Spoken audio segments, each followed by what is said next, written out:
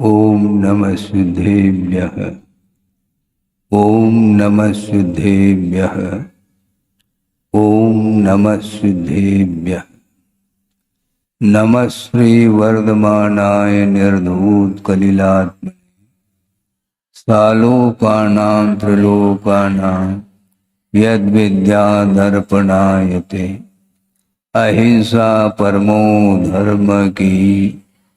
महावीर भगवान की प्रातः स्मरणे परम पूजाचार्य गुरुवर श्री विद्यासागर जी महाराज की जय।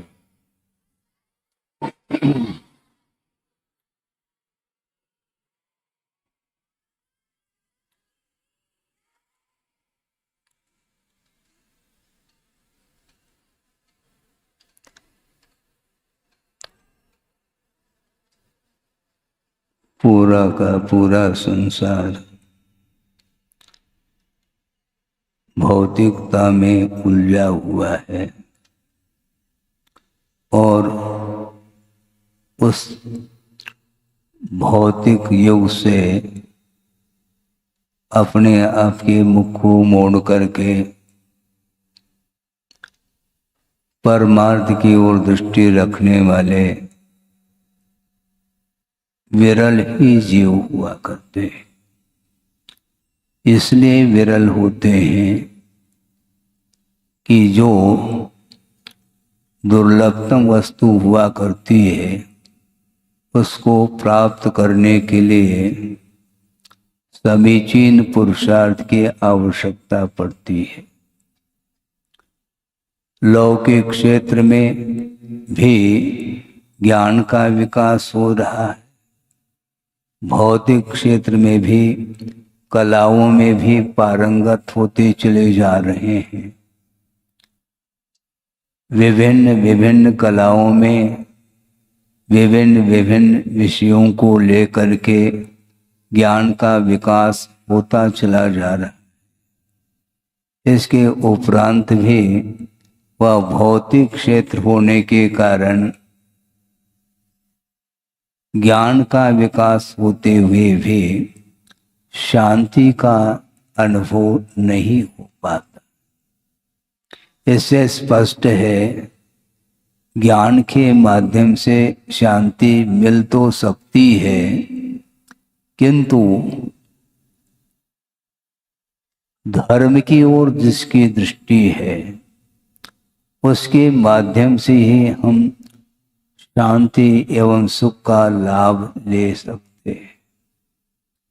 वह सारा पुरुषार्थ गुरुदेव ने जो करके हम लोगों के सामने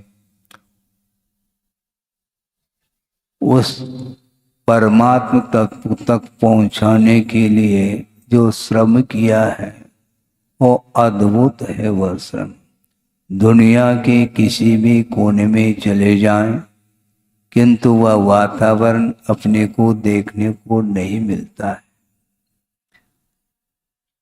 और ये छोटी छोटी बालिकाएं अध्ययनरत हैं। विस्मय होता है कि इतनी छोटी उम्र में स्कूल आदि सब लोग गए होंगे, किंतु उस समय इस प्रकार का वातावरण भी नहीं था।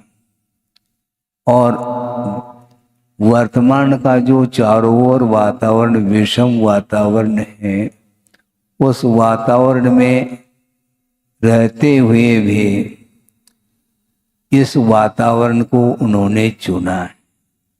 प्रतिभा स्थली को क्यों चुना है, बहुत बड़ा प्रश्न चिन्ह खड़ा हो जाए।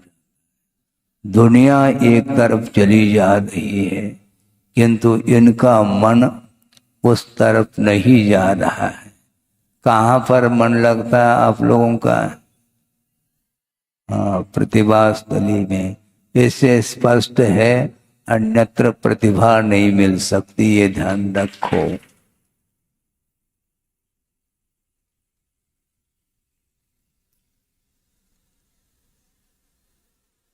प्रतिभा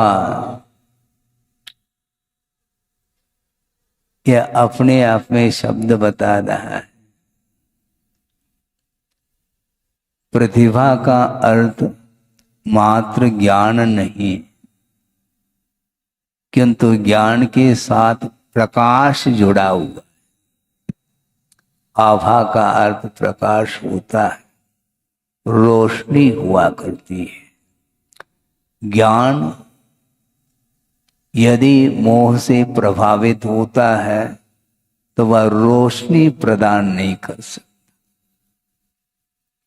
मोह से प्रभावित हुआ जो ज्ञान है वह कभी भी प्रकाश दे नहीं सकता, वह अज्ञान अंधकार माना जाता है। ज्ञान का अभाव तो नहीं हुआ, किंतु वह मोह से प्रभावित हुआ है ज्ञान, इसलिए वह पदार्थ के स्वभाव की ओर ले जाने में असमर्थ सिद्ध होता है।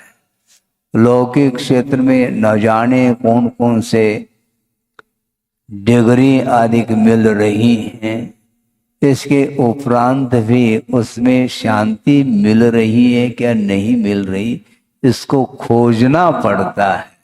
और यहाँ पर शांति को खोजने की आवश्यकता नहीं पड़ती है, वह शांति दिखाई दे रही है।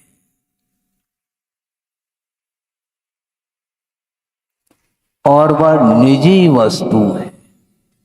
ज्ञान और विवेक ये दोनों एकार्थवाची शब्द नहीं है, ये लिख के रखें। ज्ञान और विवेक में क्या अंतर है इसको भी हमें समझना है।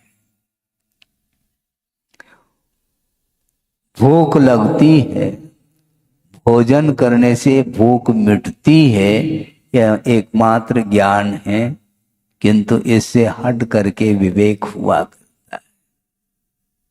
वो विवेक क्या वस्तु? एक नादान बालक है, गोद का भी हो सकता है, और उसको भूख और प्यास लगी है, तो वह भी तो भोजन करता हो, किंतु क्या खाना चाहिए यह विवेक उसके अंदर नहीं। आंगन में वह बालक खेल रहा है, बहुत छोटा सा है, और खेलता खेलता खेलता भूख लग आई तो वह धूल को ही मुख में ले लेता है, मिट्टी को है। भूख लगी है तो खाने से भूख मिटती है, ये अनादिकालीन संस्कार है, किंतु क्या खाना चाहिए ये संस्कार उसके अंदर नहीं है, और यही संस्कार यहाँ पर दिए जा रहे हैं।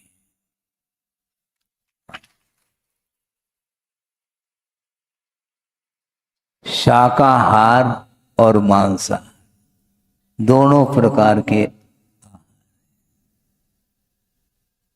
क्या बोलते हैं आप लोग? हाँ, वेजिटेरियन और नॉन वेजिटेरियन, ये है विचित्र दशा। हमें पूछना चाहते हैं, पेड़ है और पेड़ में फल लगते हैं, और वह आम्र है आदि अनेक प्रकार के फल पेड़ पर मिलते हैं। इस प्रकार का मांस का टुकड़ा क्या पेड़ पर लगा हुआ कभी देखा है आपने? है? कहीं एकाध व्यक्ति ने देखा हो, कहीं एक्सेप्शन के रूप में वह दिखाई पड़ता हो? नहीं है। मांस कहाँ से प्राप्त होता है? एक जीव का जब वध किया जाता है, घात किया जाता है, उससे मांस उपलब्ध होता है। सोचो, विचार करो, एक जीव का अवसान होता है, एक जीव का जीवन समाप्त हुआ है, तब कहीं जाकर के वह मांस उपलब्ध होता है, और उसका भक्षण करने वाला जो जीव है वह मानव भी हो तो वह पशुतुल्य माना जाता है। बड़ी विचित्र दशा है। संसारी प्राणी सुख तो चाहता है, जीवन को सुखमय बनाना चाहता है, किंतु दूसरे का भी जीवन सुखमय हो, इस प्रकार के परिणाम विरल ही आत्माओं में हुआ करते हैं जो सामने उपस्थित हैं। इस छोटी उम्र में वह जो ज्ञान जागृत हुआ है वह अपने आप हुआ है क्या जागृत कराया गया है, ये सारा विषय चर्चा का विषय नहीं, क्योंकि आचरण में आया है, इसलिए हम ज्यादा चर्चा को करना नहीं चाहते हैं। क्योंकि चर्चा करते करते युग निकल गए हैं, इसके उपरांत भी आचरण में कोई सुधार नहीं आया जिसके जीवन में, उस चर्चा से क्या प्रयोजन है।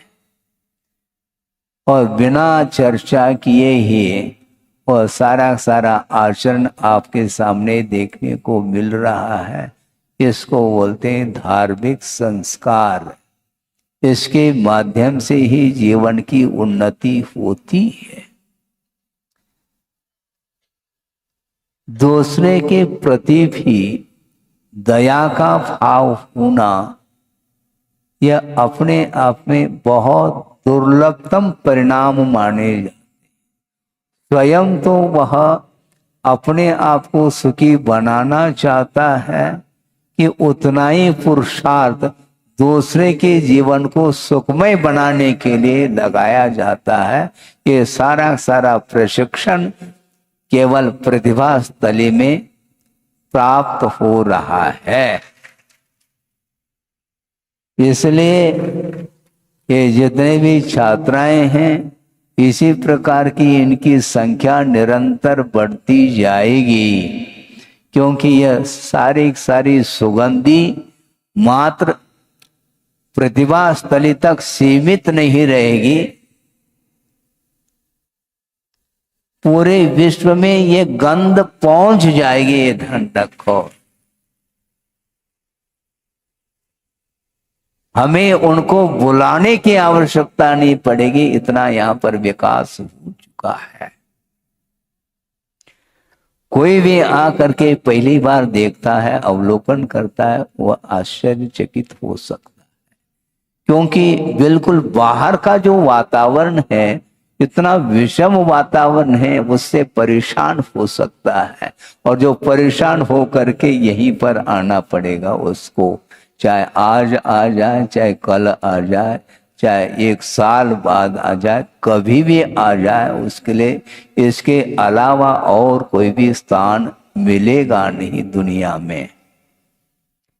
ये सारा पुरुषार्थ गुरुदेव ने किया है। इसके उपरांत ये सारा दृश्य देखने को मिल रहा है। मांस भक्षण करके जीवन यापन करना कहाँ तक उचित है। आज विज्ञान भौतिक क्षेत्र में बढ़ रहा है, भौतिक क्षेत्र संबंधी ज्ञान का काफी विकास किया है, करता ही चला जाए। यहां से चांद की यात्रा भी कर सकता है, मंगल तक पहुंचने की भी वह प्रयास रत है। इसके उपरांत भी वह उसके परिणामों में वह मांगलिक परिणाम नहीं, तो मंगल पर चले जाओ फिर भी दंगल ही होता चला जाएगा। परिणामों में जो पवित्रता आएगी वह इस धरती पर ही आएगी, ये ध्यान रखो। वहां पर जाकर के भी उस वातावरण में कुछ खोज करना चाह रहे हो, यहाँ पर स्थान कम पड़ गया ऐसा लगता है, समझ में बात नहीं आती, आएगी भी नहीं, क्योंकि ज्ञान ही नचा रहा है। विवेक नहीं होने के कारण ये ज्ञान में स्थिरता नहीं आ पा रही है, और वह मोह से प्रभावित जो ज्ञान है वही समीचीन ज्ञान को और आचरण को नष्ट कर देता है, ऐसा आगमकारों ने स्पष्ट उल्लेख किया है। इसलिए मद्य मधु मांस सारे सारे जीवन को नष्ट करने की ये वस्तु है। क्योंकि एक जीव का जब घात हो जाता है तब वह मांस का खंड उपलब्ध होता है, उसके माध्यम से अपने जीवन को जीने का प्रयास करना यह बुद्धिमानी नहीं है, बल्कि यह ज्ञान का दुरुपयोग माना जाता है, बल्कि उसको ज्ञान हम कहते ही नहीं। और आचार्यों ने ज्ञान को ही अज्ञान कहा है। आपको यह नया विषय लग सकता है, आगम में स्पष्ट शब्दों में उल्लेखित किया है, ज्ञान को ही अज्ञान कहा। और अज्ञान का अर्थ ज्ञान का अभाव नहीं, अज्ञान का अर्थ यह ज्ञान का जो कार्य होना चाहिए वह यदि नहीं हो पा रहा है उसी का नाम अज्ञान कहा। और इसके लिए उदाहरण दिया कि हम पुत्र को ही अपुत्र कहते हैं। पुत्र के अंदर जो गुण होना चाहिए पुत्र संबंधी, वो यदि गुण नहीं है वह पुत्र नहीं, वह अपुत्र माना जाता है।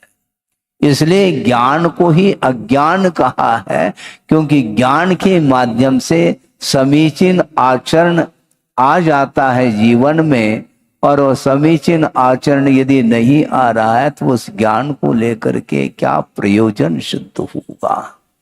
भारत से मांस का निर्यात होता है, सुना है आप लोगों ने? हमने तो सुना है। और आचार्य महाराज ने बहुत प्रयास किया इस विषय को लेकर के, किसी भी प्रकार से मांस का निर्यात रुकना चाहिए। और यहां से मांस का निर्यात होता है और यहां पर पशुओं का संहार हो। जगह जगह बड़े बड़े जो महानगरी हैं वहां पर स्लॉटर हाउस, जिसको कत्ल खाना बोलते हैं, उसको खोला जा रहा है। हजारों की लाखों की संख्या में वहां पर पशुओं का घात होता है, चाहे बड़े पशु हो चाहे छोटे हो, उनका घात होता है और उसका मांस निर्यात हो। सोचो, विचार करो, ये सारा सारा जो जघन्य कार्य माना जाता है ये नहीं करने योग्य कार्य माना जाता है, इसको कार्य के कोटि में लिया नहीं जा सकता।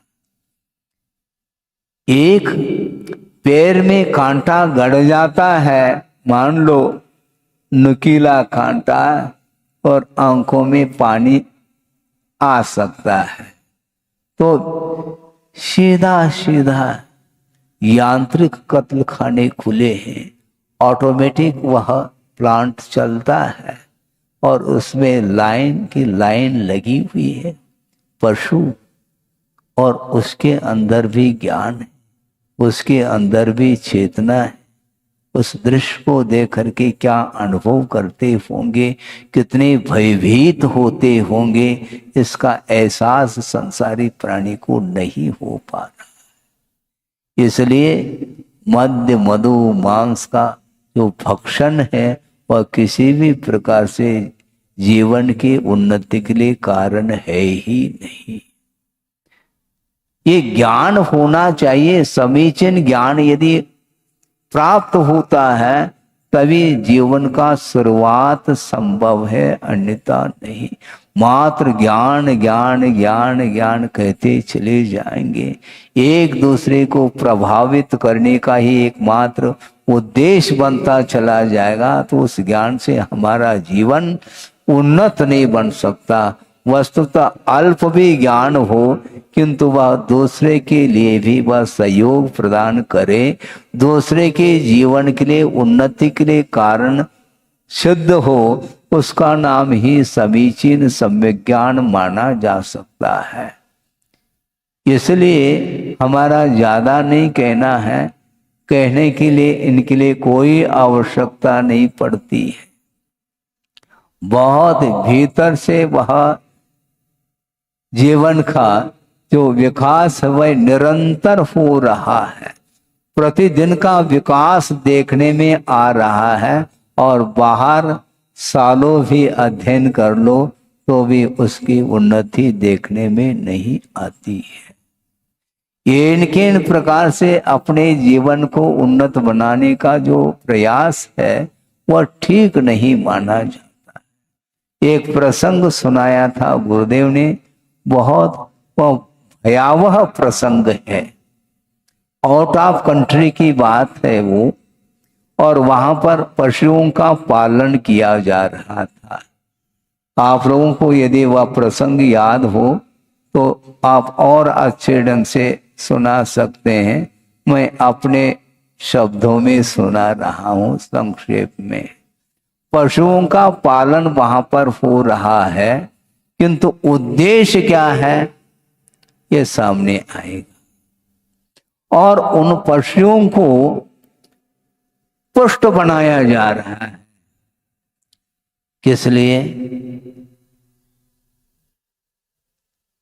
ज्यादा हमारे लिए दूध प्राप्त, और उनको, उन पशुओं को पुष्ट बनाया जा रहा है उन गायों के लिए। और खिलाया क्या जा रहा है? पशुओं का मांस खिलाया। आप सुन रहे हैं? पशुओं का मांस खिलाया जा रहा है, उसके माध्यम से उसको पुष्ट करके दूध अत्यधिक मात्रा में हमें प्राप्त हो, ये उद्देश्य उनका रहा है। तो ये क्या उद्देश्य है?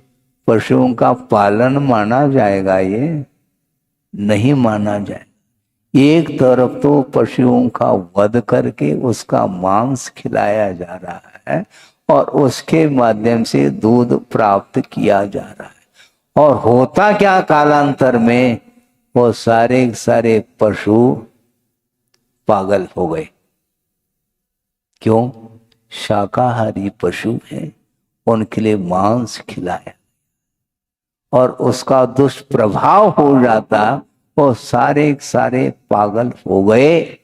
अब उन लोगों को समझ में बात आने लगी कि इसका दूध का सेवन हम यदि करेंगे तो हम भी पागल हो जाएंगे। इस प्रकार सोच समझ करके उन पशुओं का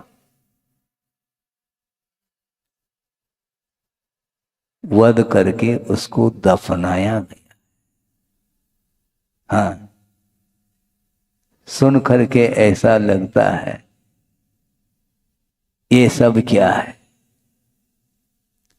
इसको बोलते हैं आसक्ति, अत्यासक्ति। इसमें दया बिल्कुल नहीं। लगता है पशुओं का पालन किया जा रहा है, किसके द्वारा उसका पालन पोषण हो रहा है इस ओर ध्यान ही नहीं। सोचो, विचार करो। वो मूक पशु है, कुछ बोल नहीं सकते, लेकिन ये मानो कर क्या रहा, और अपने आप को बहुत ज्ञानी मानता है।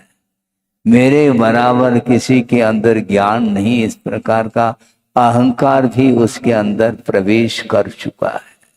तो ऐसी स्थिति में इस प्रकार के प्रसंग को सुन करके ऐसा लगता है कि वह ज्ञान किस काम का है।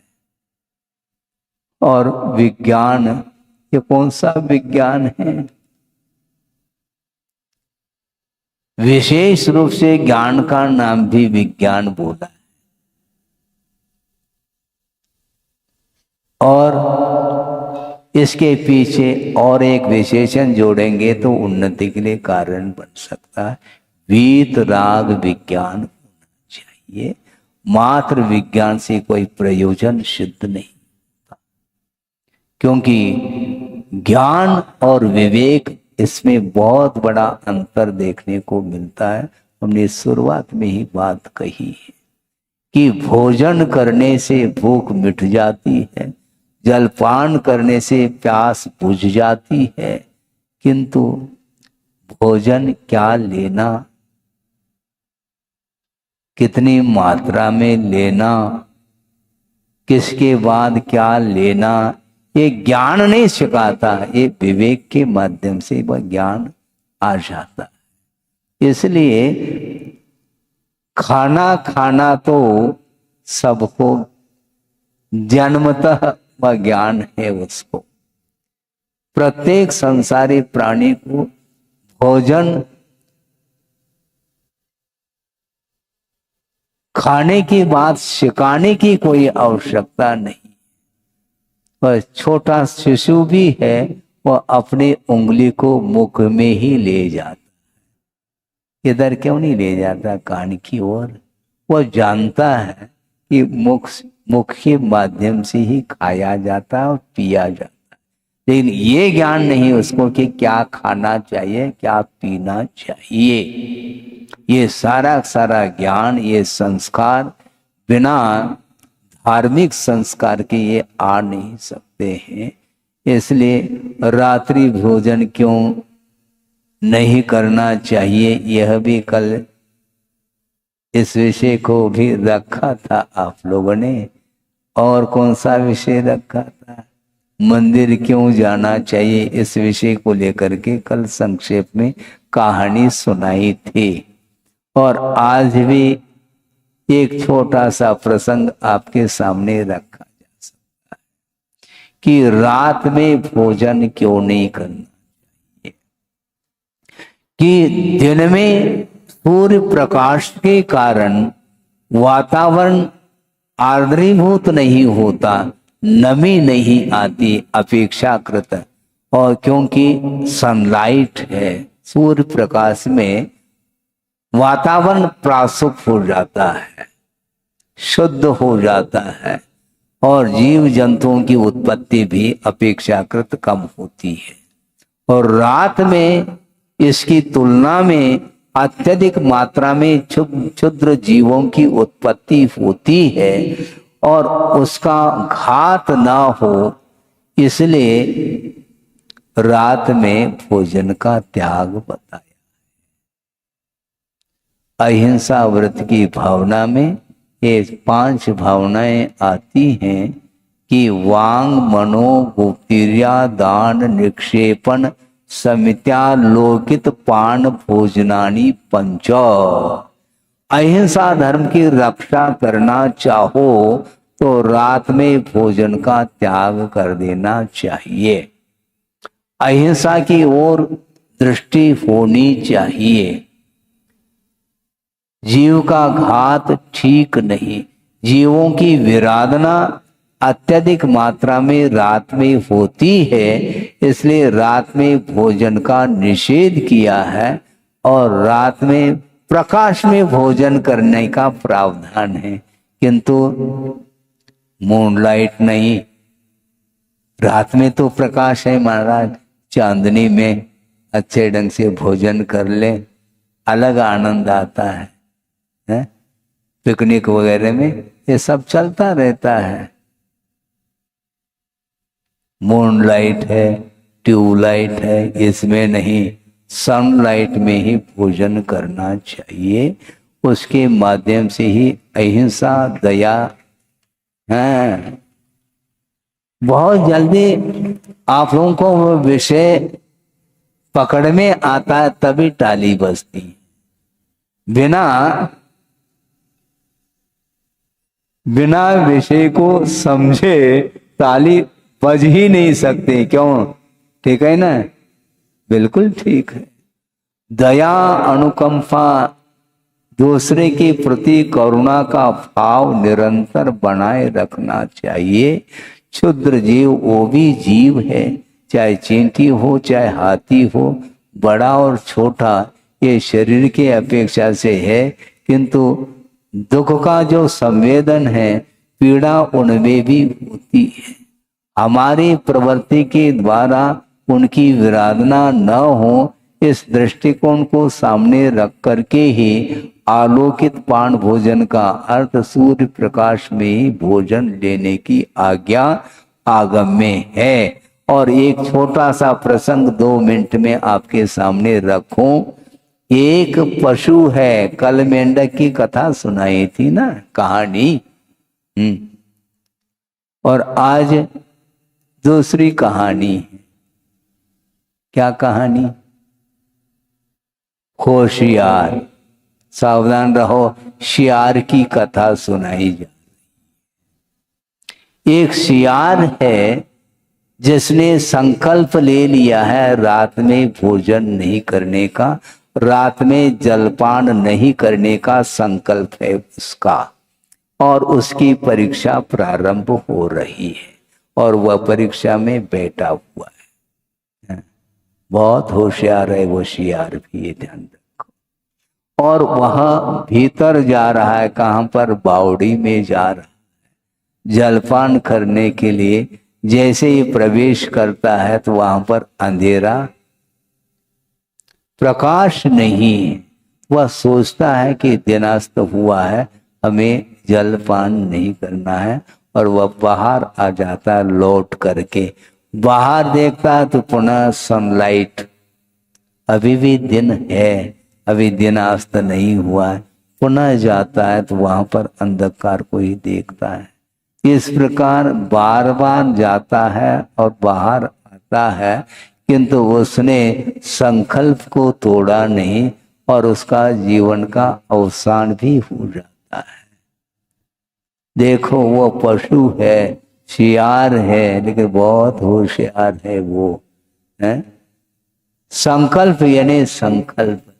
पशुओं में भी इस प्रकार का ज्ञान जब आता है तो मानव को क्या हो रहा है?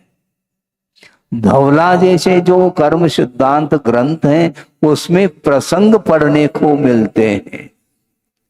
ऐसे पशु जो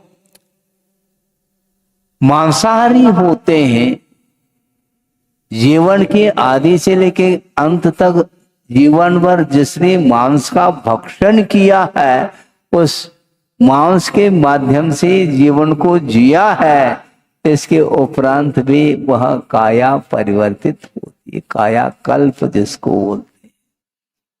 रिद्धिधारी मुनि महाराज का दर्शन हो जाता है। एक व्याघ्र है, सिंह जिसको बोलते हैं, और उसने हिरण को पछाड़ दिया है और वह हिरण मृत हो चुका है, मरण को प्राप्त हो चुका है। और उसी अवसर पर चारण रिद्धि मुनि महाराज आकाश मार्ग से आ रहे हैं। उनकी वो दृष्टि जाती है, तुरंत वो उसको समझा रहे, तुमने ये क्या कार्य किया है?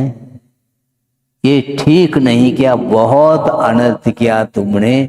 इस प्रकार दो शब्द के माध्यम से उसको संबोधित किया जा रहा है और तत्काल जाति स्मरण हो जाता है और वह व्याघ्र दोनों हाथ को जोड़ रखा है और आंखों में से अश्रु धारा बह रही है। सुना आपने? कहानी तो पढ़ो। और आंखों में आंसू हैं। भगवान, इस प्रकार का अनर्थ मैं भविष्य में कभी भी नहीं करूंगा। और उसने संकल्प ले लिया है, मांस का सेवन में कभी भी नहीं करूंगा। निरंतर वह शिकार के माध्यम से मांस का भक्षण करता था और क्रूर वृत्ति वाला था। उसके अंदर क्रूरता छाई थी, दया नाम की कोई वस्तु उसके भीतर नहीं थी। इसके उपरांत भी संकल्प ले लेता है और आपको आश्चर्य लगेगा कि मात्र मांस का ही त्याग नहीं किया उसने। मांस का तो संकल्प पूर्वक त्याग कर दिया, शाकाहारी बन गया, किंतु एक कदम और आगे बढ़ गया। मैं शाकाहार ही करूंगा, लेकिन उसमें भी हरा भरा घास का सेवन भी नहीं करूंगा। और सूखे सूखे, सोचो, सूखे सूखे पत्ते उसके परिवार परिजन के लोग लाते थे, तब कहीं वह खा लेता था। सोचो, वह कहने के लिए पशु और उसमें भी क्रूर वृत्ति वाला है, वह क्रूरता कहां चली गई उसकी? अज्ञान जब तक रहता है तब तक इस प्रकार विपरीत विचार आते रहते हैं। विवेक जागृत नहीं होता। ज्ञान तो रहता है, भक्षण करना, भूख लग आती है तो भोजन तो मिटाना है, ये ज्ञान हो गया। किंतु भूख को मात्र मिटाना ये ज्ञान हो सकता है, किंतु विवेक जो जागृत होता है वह ज्ञान से अलग वस्तु है। तो जैसे इस संबोधन को प्राप्त कर लिया उसने, वो आजीवन उसने मांस का त्याग कर लिया और शाकाहारी बनने के उपरांत भी सूखा सूखा ही घास खाता था। और लास्ट में जीवन के अंत में सलेखना पूर्वक समाधि मरण को प्राप्त कर लिया उसने। कहने के लिए वह पशु है, किंतु मानव जीवन से भी उसका जीवन और उन्नत हुआ और मरण को प्राप्त करके स्वर्ग को प्राप्त किया है। स्वर्ग जो मिलता है वह धर्म के माध्यम से मिलता है। धर्म की आराधना करने के लिए अवसर मिला है। आपका समय हो गया है। इतनी छोटी सी कहानी आप याद रख लो, बाकी पूरा का पूरा प्रवचन विस्मृत भी हो जाए, भूल भी हो जाए, भूल जाओ कोई बाधा नहीं, किंतु होशियार होशियार की कथा याद रखो, पर्याप्त है हमारे लिए। ज्यादा लंबे चौड़े चर्चा ज्ञान की बात करने से कोई भी प्रयोजन शुद्ध नहीं होने वाला है। अहिंसा के साथ ही ज्ञान काम करता है। अहिंसा जिसके जीवन में आ जाए, दया और करुणा का भाव जागृत हो जाए, तो निश्चित रूप से उसका जीवन विकसित हो सकता है। ये विश्वास का विषय है और विश्वास जिसके अंदर जागृत हुआ है, श्रद्धान जागृत हुआ है, वो बहुत ही जल्दी अपने जीवन को कहाँ तक पहुंचा सकता है। जहाँ तक प्रभु पहुंच गए हैं वहां तक पहुंचने की क्षमता प्रत्येक जीव में है, किंतु अहिंसा की आराधना के माध्यम से ही प्रभुत्व शक्ति को प्रकट किया जा सकता है। करें इस पवित्र भावना के साथ। अहिंसा परमो धर्म की जय। बोधि समाधि परिणाम शुद्धि स्वात्मोपलब्धि शिव शोक सिद्धि चिंतामणिम चिंतित वस्तुदाने त्वां वंदमानस्य ममास्तु देवी।